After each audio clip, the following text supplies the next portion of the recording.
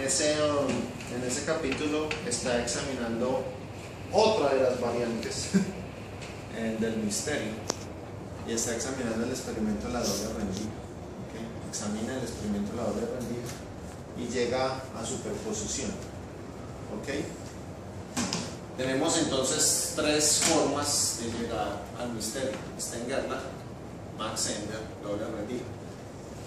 Más adelante en el curso tendremos que volver sobre eso. ¿Okay? Esta es una cita de Max Born en su libro de física atómica. Está citado en el texto de Einstein y Ehrenfest. Este texto lo voy a volver a sobre él ahorita.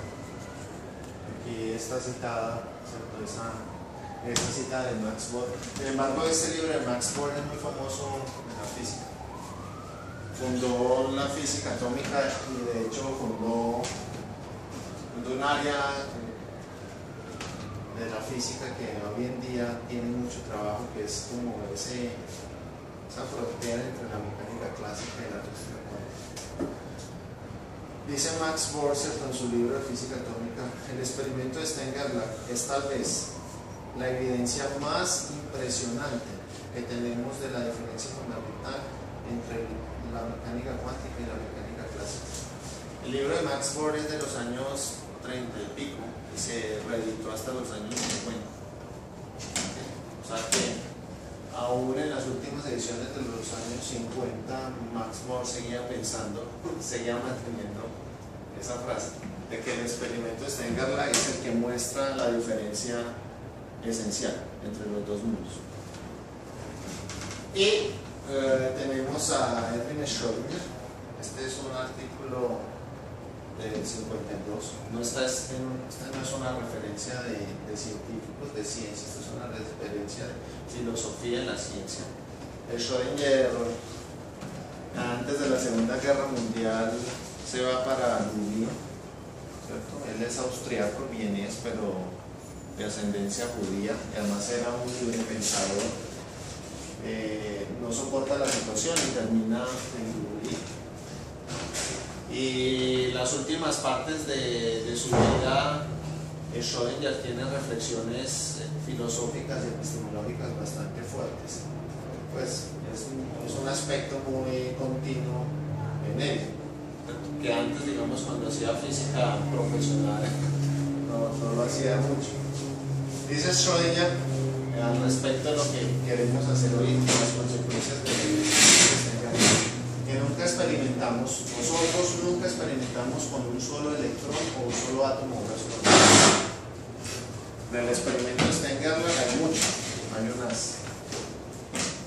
Los experimentos pensados, ¿cierto? O sea, esos experimentos que esos experimentos que usamos los físicos para tratar, ¿cierto?, de definir las situaciones límite de los fenómenos.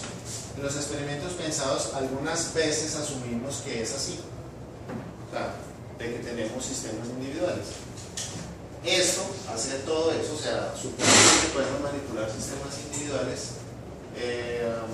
conlleva invariablemente a consecuencias jurídicas, a consecuencias de vida. Entonces, Schrödinger, de acuerdo a la creencia de la época, los años 50, basado en todos los experimentos que se habían hecho, experimentos tipo Stern-Gerlach, está muy convencido de que no podemos manipular sistemas individuales, y eso llevó a una corriente de opinión dentro de la física de que el fenómeno cuántico hablaba de la multitud, de un fenómeno colectivo, ¿sí? Que el fenómeno cuántico estaba circunscrito a un número grande de partículas, el número de partículas que vienen en el haz del Stern-Gerlach, por ejemplo. ¿Okay? El problema con este pensamiento de Schrödinger es que es falso. Esta es una opinión de Schrödinger que hay que verificarla con la naturaleza, y resulta que hoy en día nuestros colegas experimentales son capaces de manipular sistemas cuánticos individuales. Es decir, podemos pensar en hacer el experimento de Stein-Gerlach no con un haz, ¿cierto? Con un número macroscópico de partículas, sino enviando un átomo por un átomo. Entonces, esto que Schrödinger cree que es ridículo y que nos lleva a consecuencias ridículas, ¿cierto? Tenemos que asumirlo porque hoy en día podemos manipular sistemas cuánticos individuales. Ok, esa corriente, para enlazar las citas, que se formó acerca de la creencia de que el fenómeno cuántico habla acerca de sistemas de muchas partículas, de lo que se llama como la interpretación estadística de la física cuántica, y este fue el sujeto que empezó a hablar de la interpretación estadística de la física cuántica, Max Born. Y la interpretación estadística introdujo la noción de probabilidad en relación a los experimentos, noción que tenemos nosotros que discutir hoy en día. Ok, entonces son, ¿cierto?, 3 citas muy buenas que están hablando de lo que hemos hecho. La cita de Feynman la está aplicando a la doble rendija, pero ustedes pueden borrar Feynman y ponen Boris, y entonces es el Stein-Gerlach y la lógica cuántica. Así lo diría yo, así tan bonito como lo digo cuando diría yo. Es el único misterio. Ok, y aquí está el misterio, ¿cierto? Aquí de nuevo volvemos al resumen. Intenté hacerlas más grandes y siguen sin verse. Siguen sin verse y hay un errorcito. Me di cuenta que tengo ¿qué me dices? Se tira un poco el No, que se salga de la... pero escoge por partes. Sí. No va a pasar nada. Ya me di cuenta que necesito Lo vas un poco más y te tiramos por mucho aumento. Mejora un poquitito. Un poquitito. Y lo enfocas de nuevo. Ok. Me interesa este hoy. Pongámoslo aquí. Este es el que me interesa para hoy. Eso. Stein-Gerlach en Z. Lo tengo primero. Es que hay un límite. Hay un límite Hay físico. una restricción. ¿Cuál es la restricción que es la ligadura?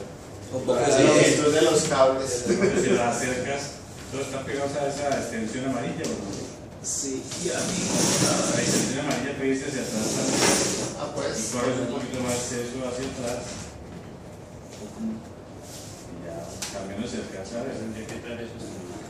No, ya está mejor. Vamos un lente en el foco. Y le enfoca un poquito ¿Y dónde se enfoca? en la parte circular que tiene como graduada. Ahí. ¿Cómo está ahí? Sigue sin verse. No ideal, pero lo mejor es mejor que lo anterior. Es que no veo. Sí, hasta los ciegos ven cuando quieren. Sí, oye, es una verdad. Ok. Fue un botón que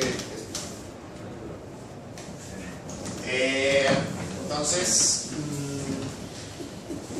en nuestro experimento Stein-Gerlach, ¿cierto? Tenemos un experimento del tipo complementariedad, en donde después de cierta preparación del estado, que no importa, este resultado es independiente de la preparación del estado, el resultado que vamos a ver, que son las proporciones de estas intensidades de los haces. Entonces, la intensidad del haz que sale por el camino del Z+, ¿cierto? La componente de spin Z+, o la componente de arriba del Stein-Gerlach, cuando es pasada, el error es este, aquí dice Z, aquí tiene que decir X. Ok, ese es el error, tiene que decir X. Okay. Cuando se pasa por el X, tiene que sale la mitad de la intensidad del haz, X más y X menos. ¿Okay? Este error debe tener por lo menos 8 años, yo creo. 50% y 50%. Ok. La lógica cuántica, ¿cierto? Está expresada en este tercero. No necesito pintarlo. Lo certificado, lo mostramos en los bloques lógicos. Si hago una medición consecutiva, una medición ordenada en el tiempo, eso es importante. Miren que en esta medición Perdón, este esquema de medición, primero se mide esto, o sea, primero se determina, ¿cierto? Primero se determina esta propiedad y un tiempo después se determina esta propiedad. Eso quiere decir que hay un ordenamiento temporal, porque claramente no es lo mismo invertir la cosa. Bien, eso es una cosa importante. En la lógica clásica, en los bloques lógicos clásicos, el orden de las operaciones de medición, las determinaciones, se puede cambiar, el resultado final es el mismo, aquí no es el mismo. Entonces, este dibujo también tiene una flecha del tiempo y un ordenamiento temporal. El haz viaja en esta dirección, o sea que esto es antes, esto es después. Entonces aquí esta es la última medición, una medición intermedia, y esta es la medición inicial, la determinación inicial. Muy bien, en la lógica cuántica entonces la sorpresa más contundente es la aparición, ¿cierto?, de los dos haces de salidas después de haber determinado supuestamente la propiedad que ya estaba midiendo. Aquí en este primer momento de medición, en el tiempo T1, determino el spin en Z, determino otra propiedad, el spin en X, vuelvo y me pregunto cómo es el spin en Z, ¿cierto? Y el que salgan estos dos haces es nuestro gran problema, cómo es que eso se produce. Muy bien, y eso es la lógica cuántica. Un cuarto resultado, o sea, este es el resultado de la lógica cuántica, pero tenemos un cuarto resultado que es este, en donde este resultado sí reproduce lo que usted espera de acuerdo a la lógica clásica, pero hay una diferencia esencial entre este diseño experimental y este diseño experimental, sobre el cual ya volveremos. Entonces, la física cuántica a veces da los resultados que usted espera de la física clásica y a veces altera esencialmente lo que usted espera de las propiedades de los objetos clásicos, ¿cierto? Volvemos a nuestros bloques. Nunca deben olvidar que esto, ¿cierto?, es una analogía de esto, que eso no debe olvidarse para entender la sorpresa, ¿cierto? Para entender que si yo hago esta selección de forma aquí, habiendo hecho una primera selección de forma, miren que aquí tenemos los tres momentos. Este es un Stern-Gerlach, este es el segundo Stern-Gerlach, y aquí estaría el tercer Stern-Gerlach. Entonces, la analogía precisa. Hago una primera selección de una propiedad, una segunda selección de otra propiedad, y en un tercer momento vuelvo y reviso la propiedad anterior. O sea que si aquí me pregunto, ¿cierto?, por este conjunto cuál es la forma, pues no hay duda, son triángulos, ¿cierto?, y son triángulos rojos. Y este resultado de obtener triángulos rojos, por ejemplo, es independiente de si mide primero color y mide primero forma. ¿Ok? Muy bien. Entonces ese es nuestro hecho, ese es nuestro misterio.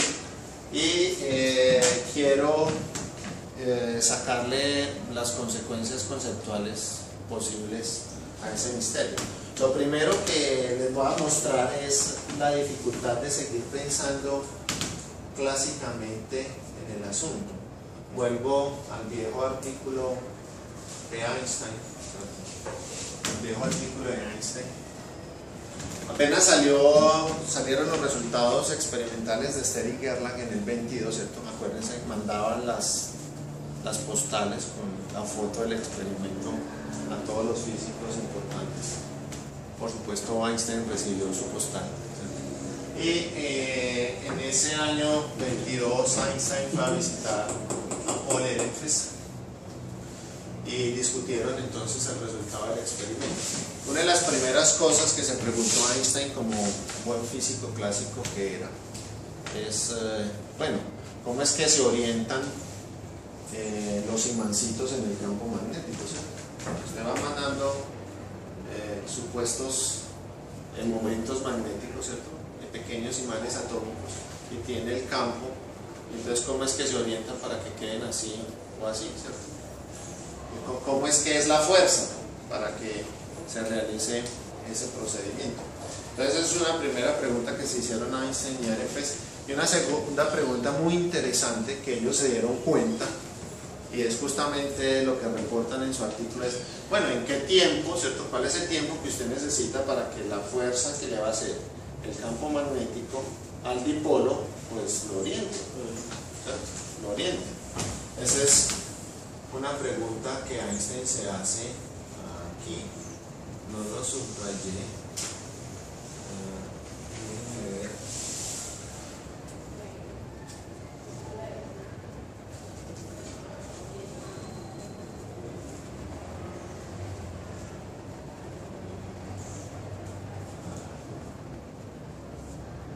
Bueno, vamos a leer la parte subrayada. Que dice exactamente eso. Entonces ellos atacaron el problema de qué tan rápido puede cambiar la dirección debido a la influencia de la radiación a temperatura ambiente. Qué tan rápido podía darse ese cambio de dirección. Y entonces el campo dentro de los magnetos de Stern y Gerlach era de 10.000 Gauss. La intensidad del campo magnético es del orden de 10.000 Gauss. ¿Okay? El Gauss es una de las unidades del campo magnético. ¿Cuánto mide el campo magnético? Tantos Gauss. Por ejemplo, ¿cuánto mide el campo magnético de la Tierra? Como 1000, ¿no? 1000 Gauss. Sure, pretty sure. No sé. Ok, en Teslas. Porque esa es la otra unidad. El Gauss Tesla, y hay Teslas. Ok. Son como cientos de Teslas, pero en Gauss son .2, .7 Gauss. El campo magnético terrestre es del orden de 0.2 a 0.7 Gauss. De hecho, me conseguí cuánto era el campo magnético en Medellín. Desocupado que es. Sí. La agencia, lo que pasa es que últimamente leo muchas cosas de climatólogos, entonces cuánto tengo que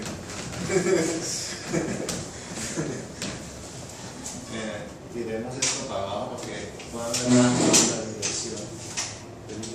Ya no cabe. Entonces ahora ahí no está ahí. Esta es la agencia gringa de ciencias atmosféricas y del océano.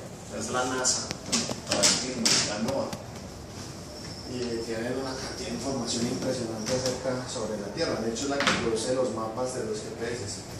Entonces, le permiten a usted determinar el valor del campo magnético a cualquier latitud y a cualquier longitud. Esta es la latitud y la longitud de Medellín. ¿Y la altura también? Ah, sí, claro. El campo magnético depende de la altura, ¿cierto? No es lo mismo el campo magnético con esas coordenadas en Medellín que por allá, ¿cierto? En Antioquia. Entonces usted entra a esa página y estos son los resultados para el año 2012, porque el campo magnético de la Tierra cambia con el tiempo. De hecho, a veces el polo sur y el polo norte se invierten, ¿cierto? En escalas de tiempo geológicas. Son increíbles, están los ángulos, ¿cierto? La intensidad horizontal, la intensidad en la componente, o sea, dan el vector completo del campo magnético.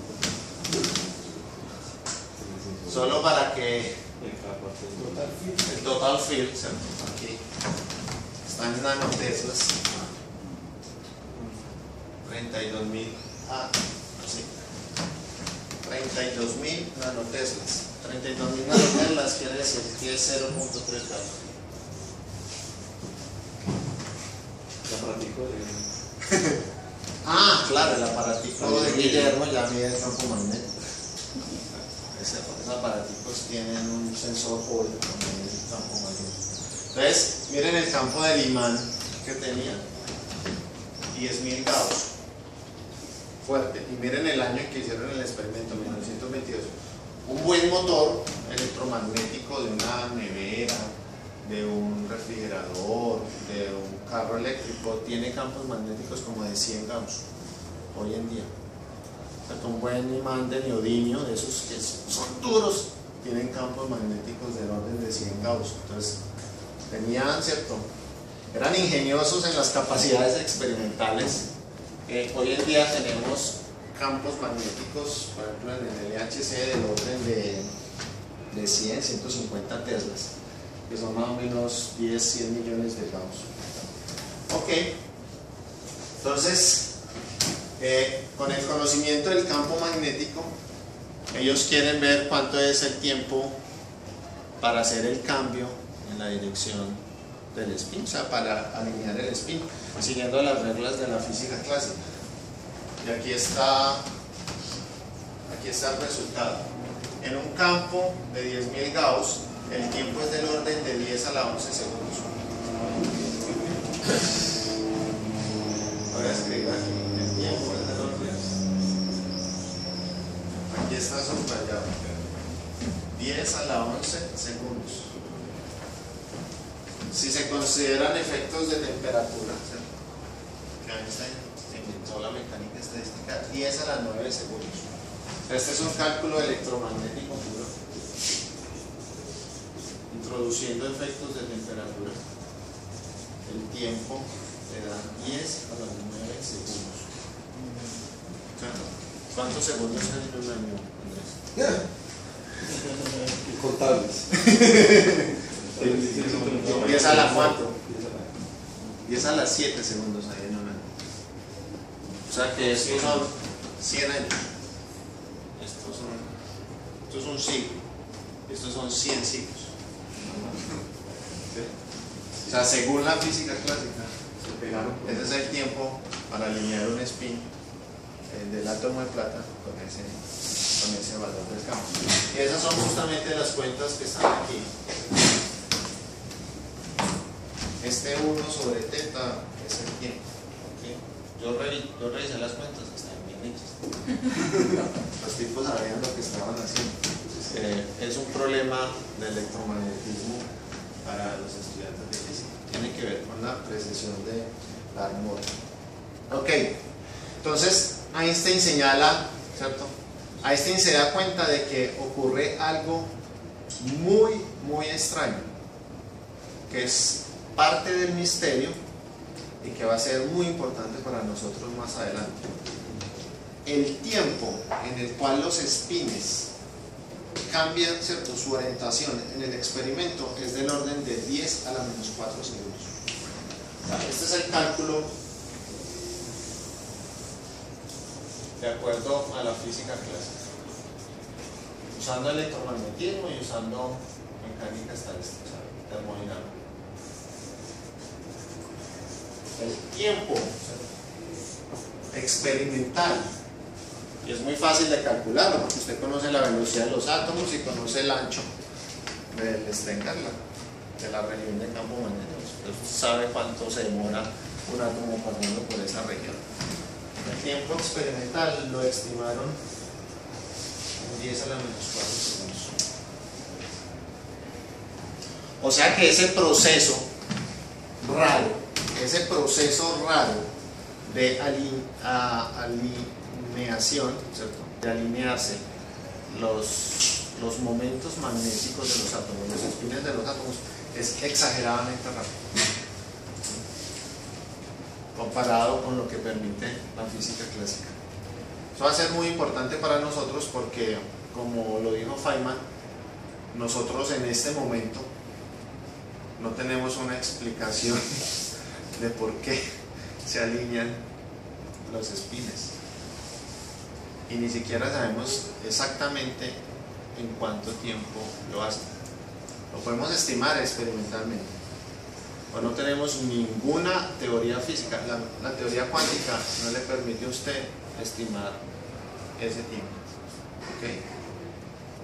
El tiempo en el cual el spin en la dirección que venga decide irse para arriba o decide irse para abajo. ¿Okay? Muy bien, y ahí ya estoy usando algo adicional. yo les pedí que pensaran un poco en qué pasaba en el experimento de Steenkerla si en vez de trabajar con haces atómicos lo hacíamos con sistemas cuánticos individuales. O sea, si tiro un solo átomo. Menos mal que no está Guillermo y no me regaña por tirar el átomo así. Envía un átomo por un átomo. 1 a 1. 1 a 1. ¿Cómo se ve este experimento si yo empiezo a tirar de a uno en uno? Eso es lo interesante. Entonces, usted los prepara en el horno, por ejemplo, supongamos que los está sacando del horno. Tira uno. A veces es detectado aquí, recuerden que este ladrillo es un detector. Y a veces no es detectado ahí. La probabilidad exacta es casi un medio. Hoy en día se le puede hacer ingeniería al horno aquí, ¿cierto? Para que la probabilidad sea un medio.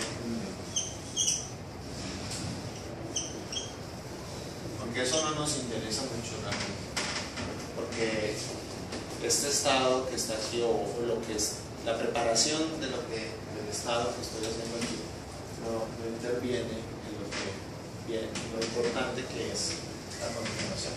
Podría preparar el haz de partículas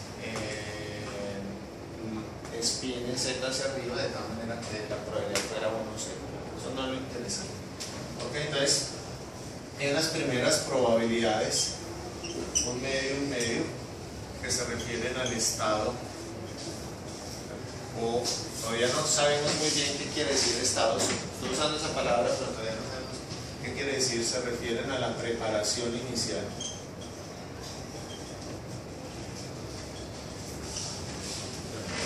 A las condiciones experimentales que usted le impone a su horno, ¿okay? Y a la forma como selecciona los átomos. Eso es una preparación inicial. Muy bien. Teniendo el átomo que va por aquí, dime. ¿Cuál fue la conclusión de ese artículo? Que hay un misterio misterioso. Sí.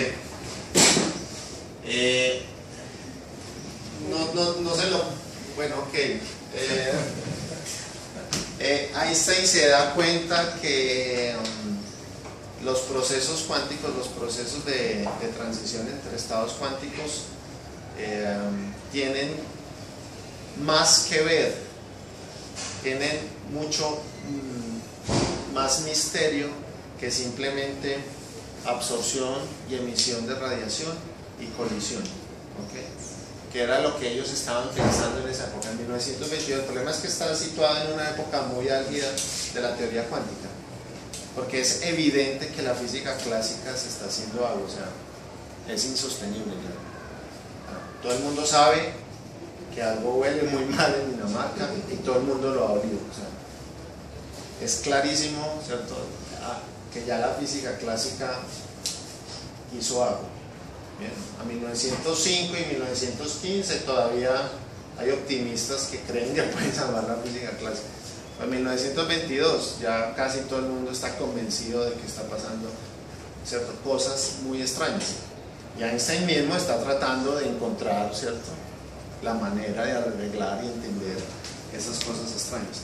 Entonces en 1922 la teoría cuántica estaba dominada por dos ideas. Por la idea teórica de Bohr y sofisticada por Sommerfeld, que es la cuantización de las órbitas periódicas.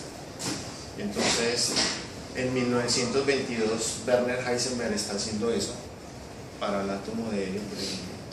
Heisenberg está tratando de resolver el átomo de helio clásicamente, encontrar las órbitas periódicas y cuantizarlas, a ver si sale el espectro del átomo de helio. Eso lo está haciendo Heisenberg en el año 22. Y la otra línea de pensamiento, que es la de Einstein, que ya había producido el artículo de emisión y absorción de fotones. Entonces Einstein está convencido para el año 22 que los procesos cuánticos, los fenómenos cuánticos, están regidos por esas dos características: absorber y emitir radiación o colisionar. Pero el Stengurrer le muestra que no ocurre eso ahí. Que ninguna de esas dos alternativas está ocurriendo en el experimento. Entonces él, ¿cierto? Él le dice, de hecho tienen una discusión muy seria con Ehrenfest y otro físico que se metió, en que le mostraron el trabajo previamente, acerca de las posibles hipótesis de explicación del experimento. El artículo termina, o sea, el artículo es de resultado negativo, o sea, no tiene conclusión. La conclusión son dos hipótesis: o tal vez puede hacer esto, o tal vez puede hacer esto, pero no sabemos. Y claramente desde la física clásica tenemos un problema muy serio, ¿ok? Porque también habría podido decir Einstein que la solución del spin, o sea, que el spin no era la explicación de ese fenómeno. Sí, pero que Einstein fuera contra las ecuaciones de Maxwell es muy difícil, porque las ecuaciones de Maxwell están en el corazón de la relatividad. Date cuenta de eso. Las ecuaciones de Maxwell. No contra las ecuaciones de Maxwell en sí, sino contra el spin. No, porque no había, en esa época no había spin, había momento dipolar magnético. Y el momento dipolar magnético lo tiene cualquier corriente y cualquier imán tiene un momento dipolar. Ellos no hablaban de spin, momento dipolar magnético. Se ignora, digamos, la fuerza, el torque que hace un momento dipolar magnético en presencia de un campo magnético. Y eso es una expresión que sale de las ecuaciones de Maxwell. La razón por lo que dices, se ignora, digamos, como el carácter cuántico que en realidad tienen las ecuaciones de Maxwell. O sea, que hay en el electromagnetismo, que no es tan clásico, sino que realmente hay algo que es cuántico, que es el siguiente nivel del misterio. Las ecuaciones de Maxwell son ecuaciones clásicas para cargas y corrientes y que son relativistas, están de acuerdo a la relatividad especial del mismo Einstein, pero el mismo electromagnetismo adopta una forma muy natural en la teoría cuántica. ¿Okay? O sea que el electromagnetismo es algo extraño.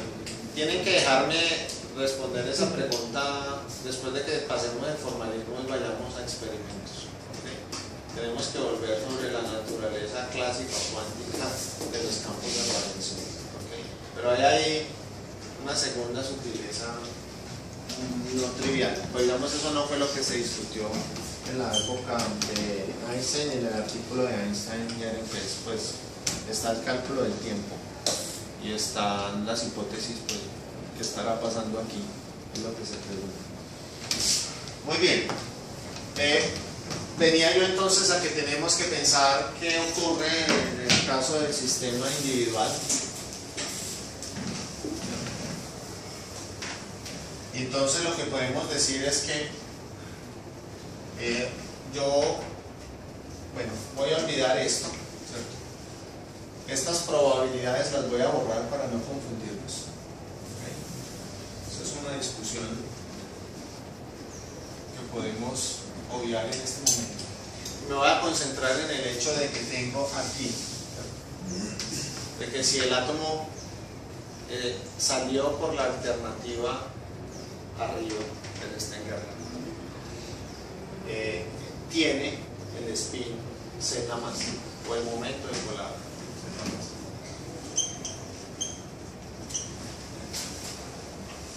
Entonces, una vez yo tenga determinado eso con certeza, la pregunta es cómo se da esta división de alternativas. Si yo tengo 100.000 en el as, ya les dije que salían 50.000 y 50.000, pero ¿y si tengo uno, qué hace? Se parte a la mitad y sale mitad de un átomo por aquí, mitad de un átomo por aquí. O sale por arriba o sale por abajo. Ese es el punto. El átomo no se parte. Son átomos de plata, pues, y eso se puede verificar muy fácilmente, porque la mitad de un átomo de plata da otro átomo que tiene otras propiedades químicas. Salen átomos de plata. La pregunta se puede volver más difícil si reemplazo los átomos de plata por una partícula fundamental, el electrón, donde sabemos no podemos partir los electrones, son impartibles. Entonces si tiro electrones no los puedo partir. El átomo sí lo puedo partir, pero me puedo cerciorar de que no se partió en este proceso. ¿Ok? Pero si tiro un electrón, ¿por dónde sale? Entonces ahí es donde viene el punto esencial. Se introduce la probabilidad en el sistema cuántico individual. Lo único que yo puedo decir, o la manera como puedo interpretar el experimento, si lo voy haciendo con sistemas cuánticos individuales, es que hay una probabilidad para que el sistema pase de este resultado a este resultado, o de este resultado a este resultado. Y en este caso la probabilidad es de 2 9. Estas sí son probabilidades. Y miren cómo se escriben estas probabilidades. Son probabilidades condicionadas. La probabilidad de que el dado este estado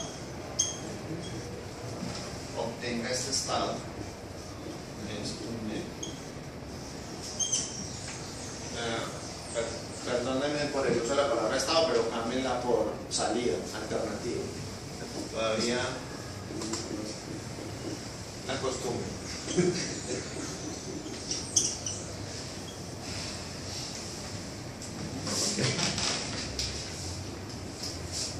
Si hay un sistema cuántico individual, tiro 1, a veces sale por arriba, hizo clic arriba, a veces sale por abajo, hizo clic abajo. Miren esto, está exactamente con las mismas condiciones, pero a veces sale por aquí y a veces sale por aquí.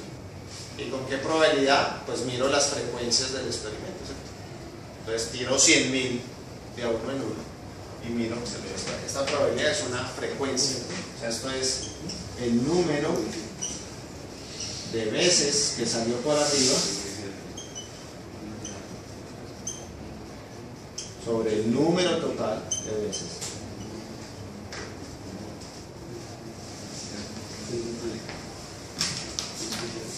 La probabilidad, cuando se lee del experimento, es frecuentista. Esta es la probabilidad como frecuencia.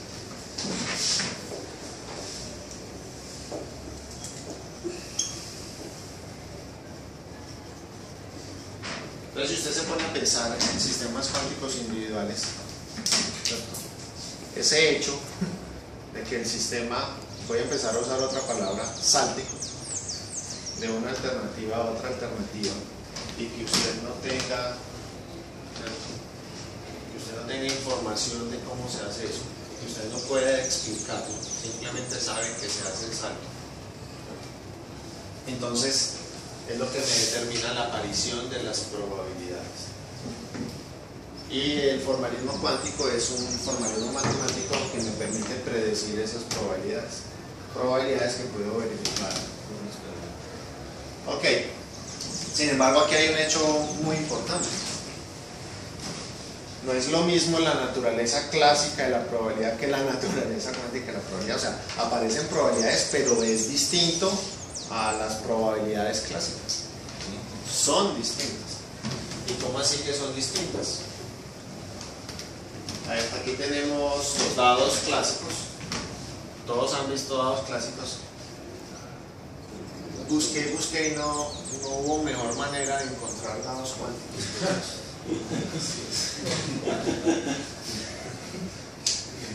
Eso es un Mach Zehnder, ¿cierto? Allá en el fondo se está viendo. Bueno, es un divisor de alta, los que usa Johnny, una cajita en las que usa Johnny. Pero este es un dado cuántico, ¿ok? O sea, este es un dado cuántico. Y aquí tenemos los dados clásicos que todos conocemos. Noten el siguiente hecho, desde un punto de vista estrictamente fundamental. para la física, estoy hablando para la física y para los físicos. La probabilidad es una ilusión. La probabilidad no existe a nivel fundamental en la física. ¿Por qué? Porque si usted determina con absoluta precisión y completamente el estado, no hay probabilidad. La probabilidad surge en física clásica como una consecuencia de su ignorancia como experimentador, de su incapacidad como experimentador, de su falta de control como experimentador. O si usted es completamente sabio, capaz, ¿cierto? Y tiene el laboratorio adecuado, tiene la tecnología, puede predecir completamente el resultado del experimento. Claro, me puedo ganar el baloto si soy capaz de calcular completamente la configuración del baloto. Se puede decir de una manera muy bonita, como lo ha hecho tu profesor. Si usted coge los dados clásicos y repite el experimento con exactamente las mismas condiciones, tienen que caer en las mismas caras. No caen en las mismas caras porque usted desconoce exactamente, ¿sí? Pero eso es un problema suyo. Entonces, desde el punto de vista de la física clásica, ¿cierto? No estoy hablando, por ejemplo, de otras áreas de la ciencia que el debate se pone duro. La probabilidad es un fenómeno ilusorio. Es un fenómeno que proviene de su falta de conocimiento. Y miren cómo se está diciendo eso. Es de su falta de conocimiento. Miren que aparece en la probabilidad alguien que conoce.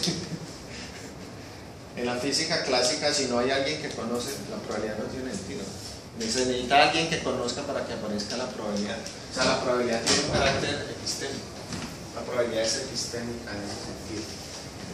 Y es lo que se llama la probabilidad como noción epistémica o la interpretación epistémica de la probabilidad. Se construye a partir de la frecuencia. Esa es la noción experimental, ¿cierto? O sea, eso es como en el mundo real construimos probabilidades como frecuencias, y en la física clásica cómo interpretamos la probabilidad como esa noción epistémica de que usted desconoce completamente las configuraciones del sistema. Entonces son las dos, digamos, formas de entender la probabilidad física clásica. Como les digo, se puede leer desde otras alternativas. Por ejemplo, la probabilidad para los matemáticos es otra cosa. Para los matemáticos es otra cosa. Es un objeto muy raro porque es una teoría matemática, entonces tiene unos axiomas, como toda teoría matemática, unos axiomas a los cuales debe responder. Dime. De Popper, que la llama de la interpretación de propensión. La propensística. Sí, la propensión es algo así como la frecuencia para un número muy grande de realizaciones. La propensión a la tendencia a estar en un estado, a llegar a un estado. Interpretar la probabilidad como una frecuencia relativa para un número muy grande. Claro. La propensión tiene como un ingrediente de potencialidad. Eso es, hacia allá va.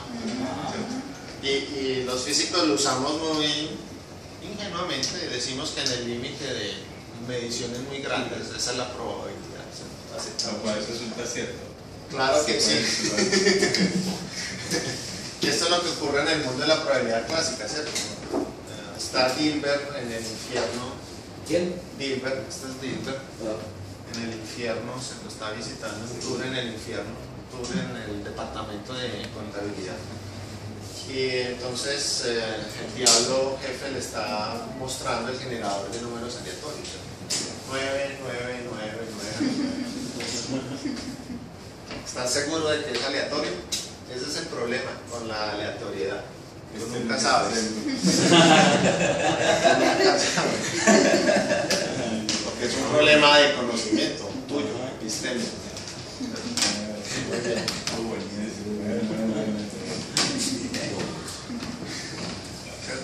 O lo que les ocurre, excepto esto es como Einstein. Aleatorio, aleatorio.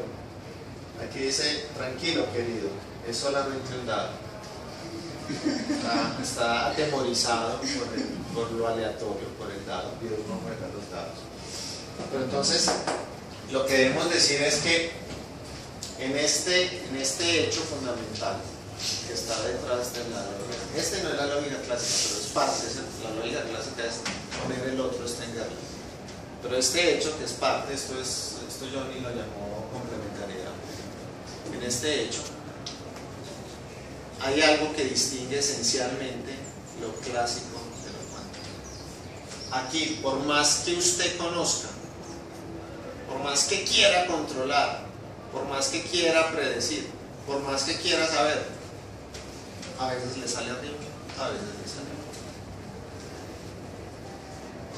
Este es un dado cuántico. Usted no lo puede controlar completamente. No lo puede controlar. No hay nada por dentro, ¿cierto?, que le permita decir sale arriba, sale abajo. No hay nada. A veces sale arriba, a veces sale abajo.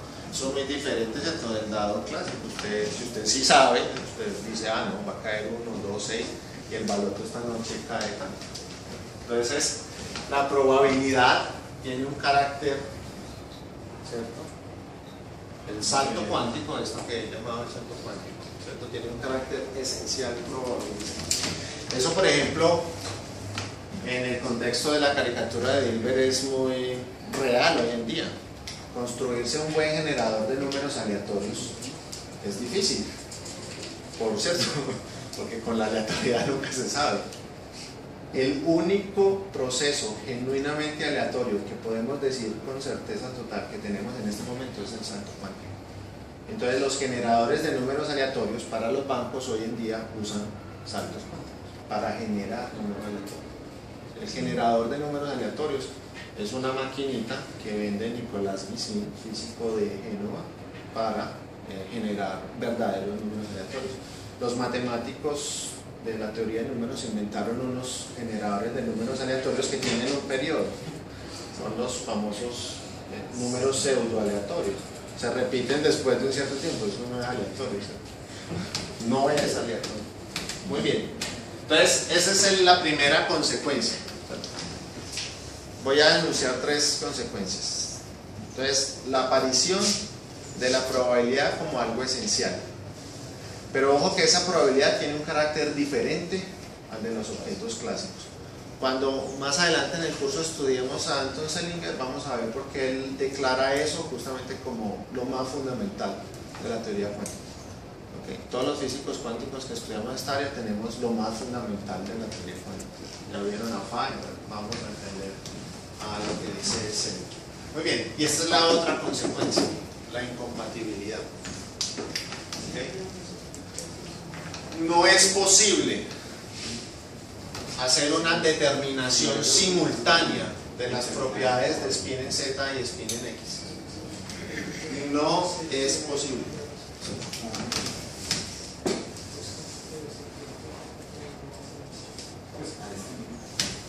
Este resultado, yo creo que es este, ¿cierto? Es este resultado, mido en Z, mido en X, mido en Z, me salen 2. Me dice que no puedo determinar de manera simultánea las dos propiedades. Yo no puedo decir aquí, como con los bloques lógicos, estos electrones o estos átomos son de spin en Z más y spin en X más. No lo puedo decir. Miren que hay de otros. Esa es la prueba. Yo no puedo hacer una determinación simultánea de las dos propiedades. ¿Okay? Entonces, eso se llama incompatibilidad. En la física cuántica aparecen propiedades incompatibles y propiedades compatibles. Boris, Dime. ¿por qué metiste la palabra simultaneidad ahí, sabiendo que estás haciendo medición en Z, después en X y después otra vez en Z? Ah, eres muy astuto. Eres muy astuto. Porque en física clásica, o sea, si uso bloques lógicos, ese arreglo, ese ordenamiento temporal, como lo puedo intercambiar, perfectamente puedo pensar que me puedo construir, ¿cierto?, un Stengler que determine simultáneamente las dos propiedades. Es decir, en el mundo de los bloques lógicos yo puedo construir un Stengler no solo que mida spin Z y spin X, sino que mida simultáneamente los dos. Lo voy a decir en el lenguaje de los bloques lógicos. puedo construir un medidor que mida simultáneamente color y forma, ¿cierto? Y en ese nuevo aparato pues tengo 4 alternativas: los triángulos rojos, los triángulos azules, los círculos rojos y los círculos azules. Entonces, eso lo puedo pensar, ¿cierto?, desde el punto de vista de la lógica clásica, de la física clásica. Ese problema, ¿cierto?, o sea, el hecho cuántico, la lógica cuántica, me indica que esto no es posible, porque yo no puedo asignar estas etiquetas. ¿Usted cree que son Z menos y X menos? Pues no lo son, ¿cierto?, porque vuelve aquí. ¿Estos qué serían? Estos serían X más, perdón, y Z más, según usted, pero no lo son. No lo son porque esta determinación me está diciendo que justamente no son Z más. Entonces, este hecho, muy astuto, ¿cierto?, me dice que no puedo construir esta representación. Nunca puedo hacer esta situación. Yo no sé cómo es esta cosa aquí. Miren que esta cosa aquí podría tener partes. Y de hecho, así lo hace clásicamente. Yo no sé si Johnny lo mostró. Mira cómo se puede construir esa máquina para los bloques ópticos. Es una máquina grandota. Johnny les mostró 2 máquinas intermedias. La máquina de color, bueno, en vino, ¿cierto?, y la máquina en sabor. Yo voy a usar la máquina de forma.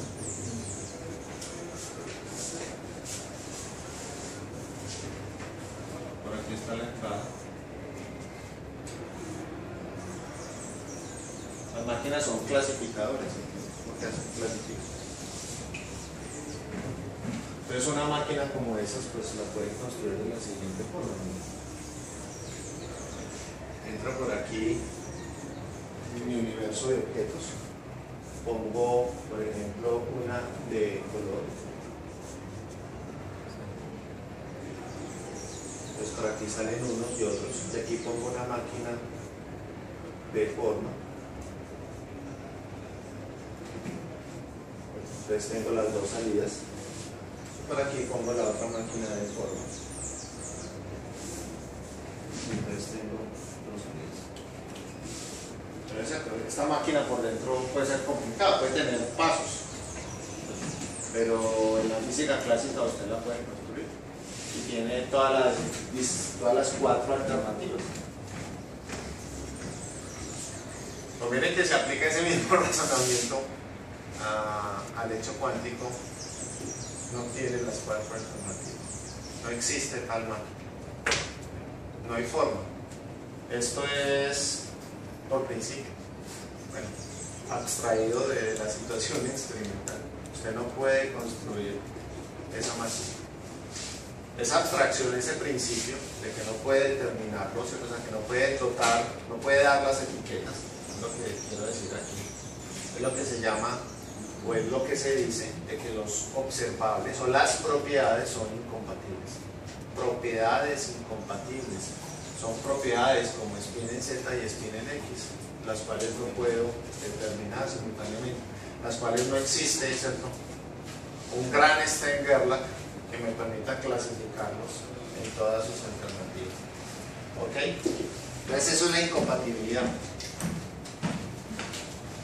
Entonces la sorpresa aparece cuando trabajamos con propiedades incompatibles. De otro modo, también hay propiedades que son compatibles. La teoría cuántica y los hechos experimentales también nos lo dicen. O sea, usando los fenómenos cuánticos podemos regresar a lo que usted espera de la lógica clásica. Eso es porque hay propiedades compatibles. Entonces en la física cuántica, en el mundo de los fenómenos, empezamos a distinguir esos 2 tipos de propiedades u observables: propiedades compatibles y propiedades incompatibles. Las propiedades incompatibles son las que nos van a estar sujetas a la lógica cuántica. Las propiedades compatibles son las que van a estar sujetas a la lógica clásica. Muy bien. La incompatibilidad, dime, Johnny. Solo un comentario ahí que, pues, hablando como lógicamente, esa incompatibilidad se puede ver con que los dos términos, por ejemplo, estado X y estado Z, no se pueden vincular con la I. Eso, no es una. Usted no puede decir. No se puede decir. Usted no puede decir triángulo y rojo, como en el caso clásico. Sí, eso es bueno. Usted no puede hacer la asignación. Esa ahí es la simultaneidad. No puede hacer el juicio de atribución. No puede decir que son las dos cosas al mismo tiempo. Muchas veces. Esa propiedad de incompatibilidad va a generar la incertidumbre. ¿Bien? El principio de incertidumbre no es algo que sea fundamental desde este punto de vista. El principio de incertidumbre es una consecuencia de la incompatibilidad.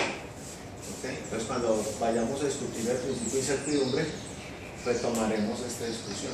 El principio de incertidumbre es una consecuencia de la incompatibilidad y enunciaremos juiciosamente qué quiere decir, ¿cierto? Aquí usé palabras peligrosas, desconocimiento. Vamos a tener que precisar con mucho cuidado qué quiere decir el principio de incertidumbre. De hecho, es más nombre, es mejor decir el principio de indeterminación. ¿Okay? Un poquito mejor. Y la última, bueno, es lo que he dicho allí. Volviendo sobre la pregunta de Andrés, creo que la clave ahí es que esa palabra simultaneidad no se refiere a que las medidas sean efectuadas en el mismo tiempo. Simultáneamente. No. Podrían ser efectuadas. Podrían ser efectuadas en diferentes tiempos, Sí, tú lo dices, órdenes. pero entonces la simultaneidad, como dice Johnny, está es en la asignación de las De propiedades. las dos. En el I. Ajá. Aquí estos son triángulos azules. Y estos son triángulos O sea, medir rojos. dos propiedades simultáneamente.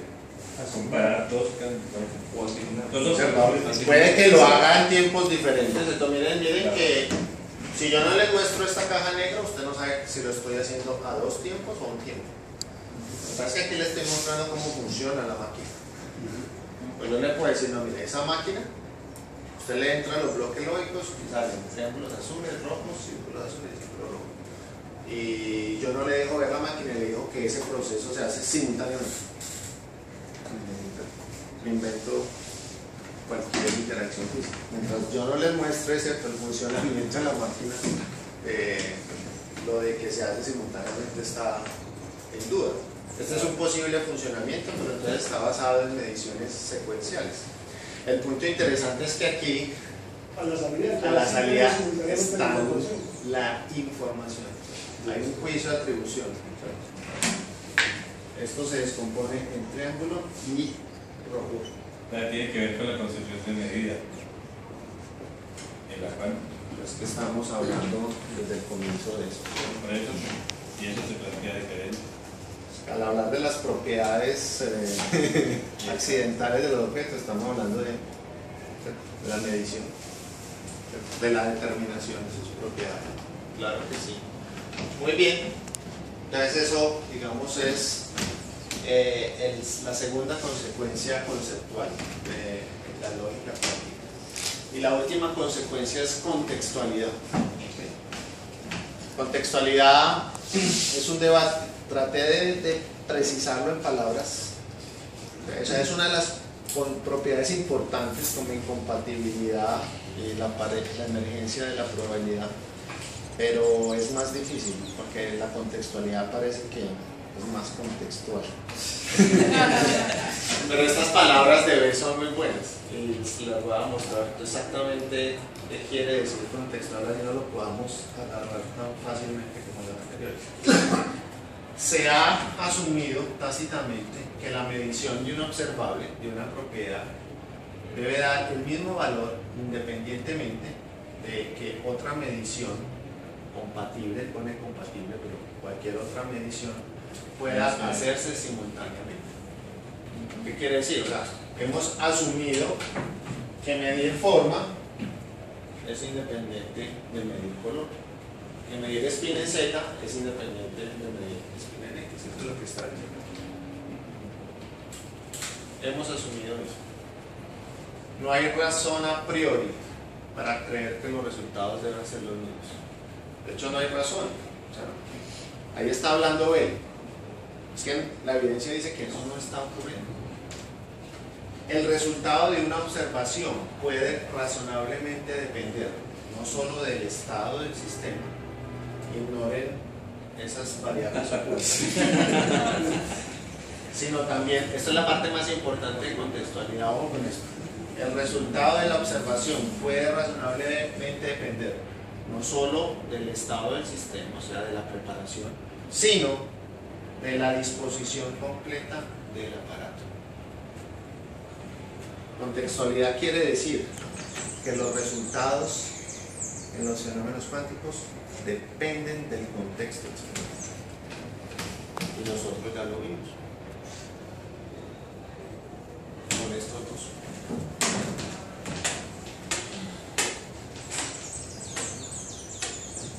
La única diferencia es el contexto experimental. El hecho de que aquí determino la alternativa intermedia y aquí no la determino. Y eso cambia completamente el resultado experimental. Por ejemplo, en este experimento, de aquí abajo, si lo hace 1 a 1, miren, lanza un átomo. Aquí hay una pequeña probabilidad, supóngase que se fue por arriba. Aquí no sé qué hace, porque no he determinado. ¿Sí ven? Solo sé que llega hasta estrellarla, entonces sale por arriba. No hay salida por abajo.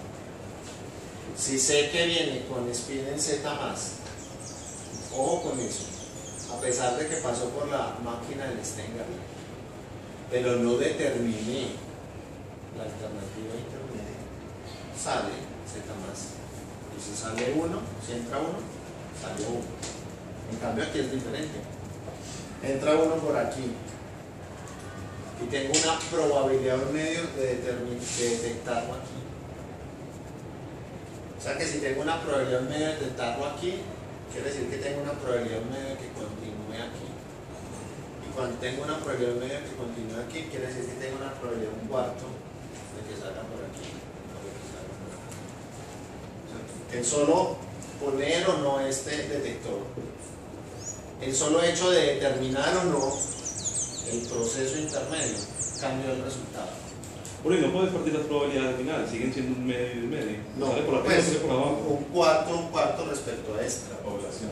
Bueno, Respecto a este 1, la intensidad. respecto al 1 que veo aquí. O sea que tengo que tirar más o menos 4 átomos para ver 1 y 1 aquí. Más o menos, ¿eh? O 4 por 1000 para ver las frecuencias de un cuarto aquí y aquí. ¿Cierto? Tengo que tirarlo.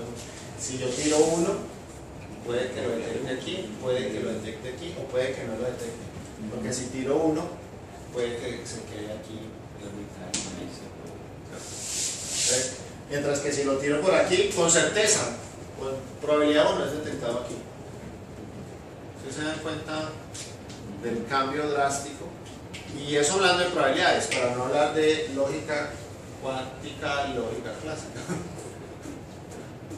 Es algo más fuerte aún. O sea, hay un cambio completo en la forma en cómo usted puede hablar del experimento.